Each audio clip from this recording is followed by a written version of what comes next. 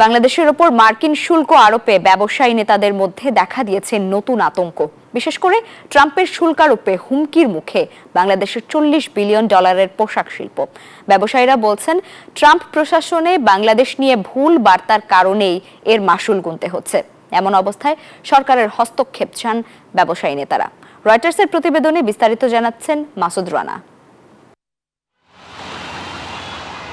Corona মহামারীর পর দেশের রাজনৈতিক এবং অর্থনৈতিক অস্থিরতার মধ্যেও বাংলাদেশ পোশাক শিল্পকে ভিত্তি করে নিজেদের সমৃদ্ধির প্রত্যাশা জিয়ে রেখেছিল।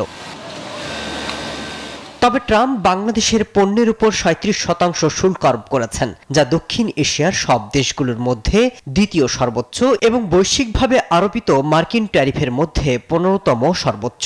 তুলনামূলকভাবে ভারত, চীন, পাকিস্তানের উপর কম শুল্ক আরোপিত হয়েছে, আর যেখানেই প্রতিযোগিতায় পেছনে পড়েছে বাংলাদেশ। বান্ডেল থাকলে প্রতি সেনমানিতে টাকা বাঁচবে। বিকাশ সেনমানি বান্ডেল কিনে জিতুন প্রতি লেনদেনে। ব্যবসায়ী নেতারা বলছেন, মূলত ট্রাম্প প্রশাসনে বাংলাদেশ নিয়ে ভুল বার্তা পৌঁছানো হয়েছে, যা বাংলাদেশ সরকারকে আলোচনার মাধ্যমে সমাধান করতে হবে। এখানে কিছু মিস ইনফরমেশন কালেক্টেড হয়েছে। মিস ইনফরমেশনের কারণে আমাদের উপরে ট্যারিফটা একটু বেশি হয়ে গেছে। ওই মিস ইনফরমেশনগুলো আমাদেরকে ক্লিয়ার করতে হবে। আমেরিকার সাথে বাংলাদেশ গভর্নমেন্টকে, বাংলাদেশকে নেগোসিয়েশন করতে হবে। নেগোসিয়েশন করে যেই সব চুক্তি দেখে ওরা আমাদেরকে 37% এই খড়গটা আমাদের উপর দিয়েছে, সেটাকে সরানোর ব্যবস্থা করতে হবে। এর প্রভাব শুধু পোশাক শিল্পেই পড়বে না, ৪০ লাখের বেশি মানুষের কর্মসংস্থান সৃষ্টিকারী এই খাতে বিশেষ করে সংকটে পড়বেন নারীরা।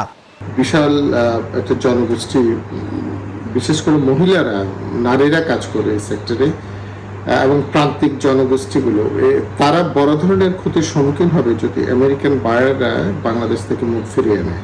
এমন অবস্থায় মার্কিন কর্মকর্তাদের সাথে জরুরি আলোচনা, যুক্তরাষ্ট্র থেকে আমদানির উপর শুল্ক কমানো সহ কূটনৈতিক তৎপরতা বাড়ানোর আহ্বান বিশ্লেষকদের।